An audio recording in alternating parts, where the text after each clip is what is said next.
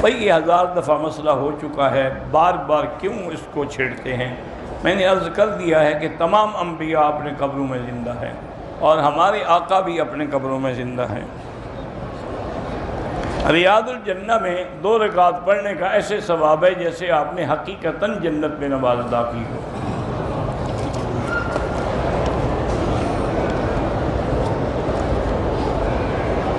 اگر ایام ماہواری گزرنے کے بعد کوئی خون آئے تو وہ بیماری ہے، استحاضہ ہے، اس میں آپ غسل کریں گی، پھر ہر نماز کے لیے وضو کر کے نمازیں پڑھ سکتی ہیں۔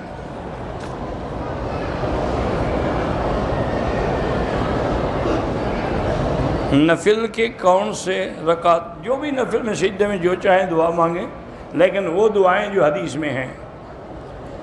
اگر عمرے کے بعد اپنے بال خود کاٹے جائز ہے، اگر 2 دن کے اندر بال نہیں کاٹے تو سب سے پہلے بال کاٹے، چاہے دوسرا عمرہ بھی کر دیا، بال کاٹے اور ایک دم بھی دے۔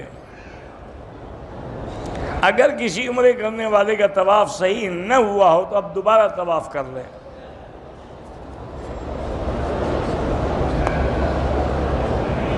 مبشر خان کی والدہ کا انتقال ہوا، اللہ مغفرت فرمائے۔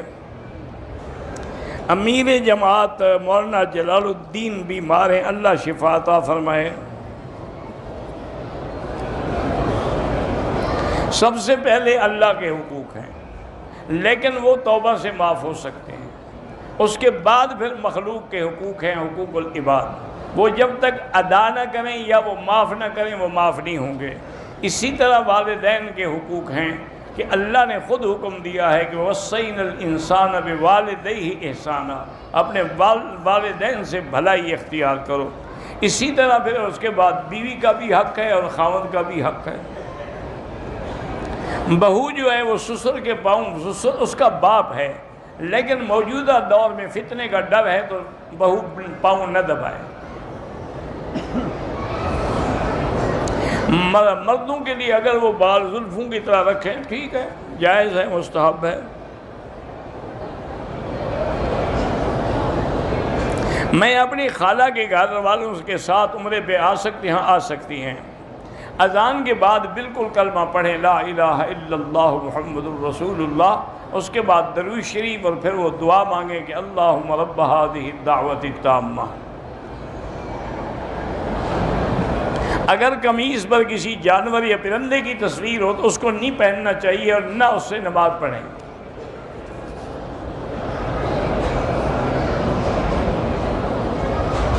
اگر یہ آدمی معذور ہے، مجبوری ہے اس کو، تو ایک وضو سے دونوں جماعتیں ملا سکتا ہے، ظہر عصر اور پھر مغرب عشاء۔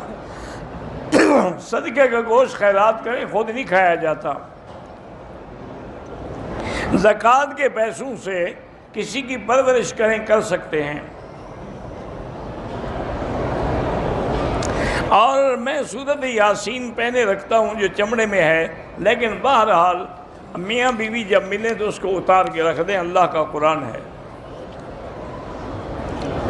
بغیر کسی شرط کے بھی شطرنج کھیلنا حرام ہے۔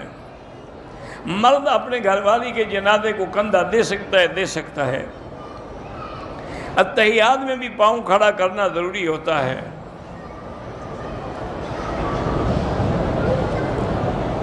مختلف معاملات کو لے کر اگر پریشانی ہے تو لا حول ولا قوت الا باللہ زیادہ پڑھا کریں۔ اگر ایک طرف کھانا تیار ہے اور نماز ہے تو پہلے کھانا کھا لیں پھر نماز پڑھیں۔ شیطان سب کا دشمن ہے، لیکن سب کو طریقے سے ہلاک کرتا ہے۔ کافروں سے وہ مطمئن ہے کہ وہ تو جہنمی ہیں، ان پر محنت کرنے کی ضرورت ہی نہیں۔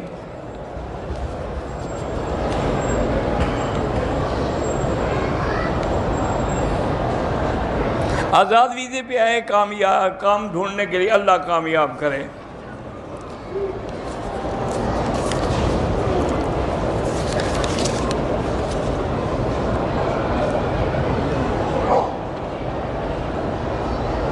اگر ایک سیوریج کا نالہ ہے، اس نالہ یا پائپ سے لوگ پانی بھی پیتے ہیں، اگر رنگ تبدیل نہیں ہوا اور بدبو بھی نہیں ہے اور پانی بہہ رہا ہے تو پھر ٹھیک ہے۔ لیکن بہتر یہ ہے کہ احتیاط ہو، چونکہ گٹر کا پانی اس میں مل جائے گا، بہ رہا ہے پتہ تو نہیں لگے گا لیکن اثر تو آئے گا۔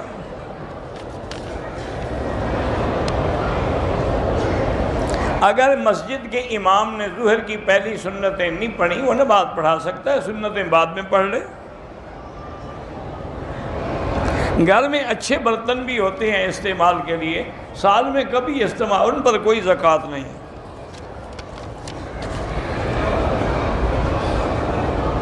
ہماری مسجد کے اوپر قاری صاحب کی رہائش وہ جائز ہے،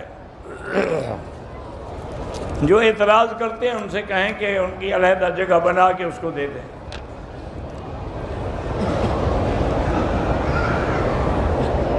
میرے بچے 2 مہینے پہلے 2 بھانجوں کا ایکسیڈنٹ ہوا، فوت ہو گئے، اللہ ان کو درجات بلند کرے، اور آپ بھی صبر جمیل سے کام لیں، قبر کو شاہی بالکل نہ کروائیں۔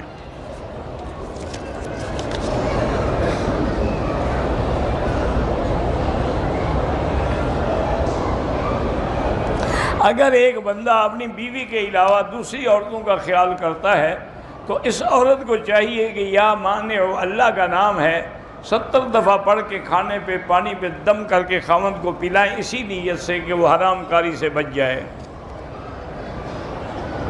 بہرحال بدر جاتے ہوئے کنویں آتے ہیں، سب کنویں مبارک ہیں، بعض کنویں میں تو حضور پاک نے پانی بھی پیا ہے اور لعاب بھی ڈالا ہے۔ حجر اسود کا استعلام دونوں ہاتھوں سے بھی جائز ہے اور ایک سے بھی جائز ہے۔ رکن یمانی کا استعلام بھی ایک سے ہوتا ہے۔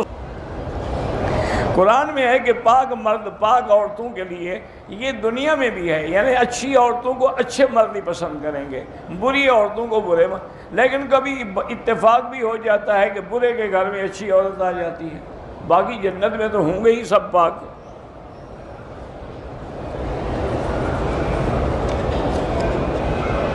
ایک بچہ پیدا ہوا، وہ ختنہ اس کا ہو چکا، یعنی پیٹ سے نکلا ختنہ ہے، تو کوئی اس کو دوبارہ ختنہ نہ کریں۔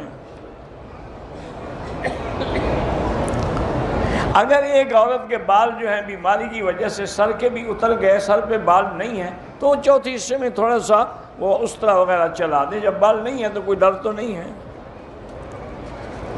آپ کو قضا نمازوں کا عدد یاد نہیں ہے، لیکن توبہ کریں اور پھر پڑھتے رہیں۔ عورتوں کو قبرستان میں جانا منع ہے۔ پاکستان میں عام طور پر ٹینکر پانی کی سپلائی کے جاتے ہیں، تو ٹھیک ہے وہ سپلائی کرتے ہیں تو پانی بیچتے ہیں، اگر حکومت کی طرف سے ہیں تو پھر ان کو بیچنا حرام ہے۔ اگر بچہ پیدا ہو ابھی نہ اس کو غسل نہیں دیا، اس کان میں اذان دے سکتے ہیں۔ اگر کسی لڑکی کے والدین اس کی رضا کے بغیر اس کا نکاح کر دیں تو بہرحال اس کو انکار کرنے کا حق ہے۔ صحن میں جو نماز پڑھتے ہیں اگر صفیں نظر آتی ہیں تو نماز ہو جائے گی۔ عمرے سے طواف زیادہ کریں وہ بہتر ہے۔ مرد بھی انگوٹھی پہن سکتا ہے، سونے کی حرام ہے، باقی چاندی کی پہن سکتا ہے۔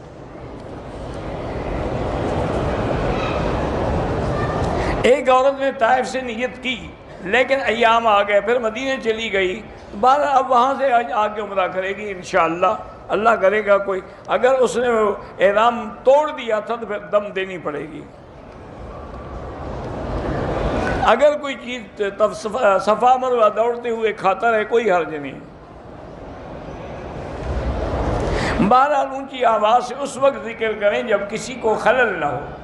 اگر اور لوگ پڑھ رہے ہیں اور آپ اونچا ذکر کر رہے ہیں تو وہ منع ہے۔ عورتیں بھی لڑکوں کو سبق پڑھا سکتی ہیں، لیکن احتیاط یہی کریں، عورتیں بچیوں کو پڑھائیں اور لڑکے لڑکوں کو پڑھائیں۔ حالت احرام میں جرابیں استعمال نہیں کر سکتے، سلا ہوا کپڑا استعمال نہیں کر سکتے، خوشبو نہیں لگا سکتے۔ مسجد الحرام میں ایک نماز کا 1 لاکھ ہے اور مدینہ پاک کی مسجد میں ایک کا 1000 ہے۔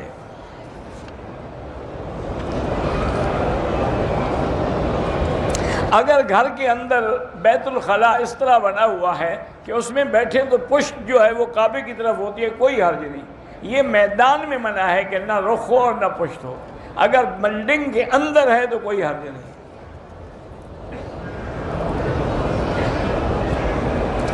بہرحال آپ نماز پڑھیں، درود پڑھیں، اللہ سے مانگتی رہیں. 2 رکعت نماز بھی پڑھیں اور 3 دفعہ سورۃ الرحمن پڑھ کے دعا کریں، اللہ رشتے آسان کرے گا. گھر میں بچوں پہ اور شوہر پہ بھی کوئی سایہ ہے، بہرحال اللہ عالم، اگر ہے تو سورۃ البقرہ پڑھ کے پانی پہ دم کر کے سب کو پلائیں. جن لوگوں نے آپ سے کہا ہے عمرہ طواف کا بالکل کریں، لیکن ایک کے لیے ایک.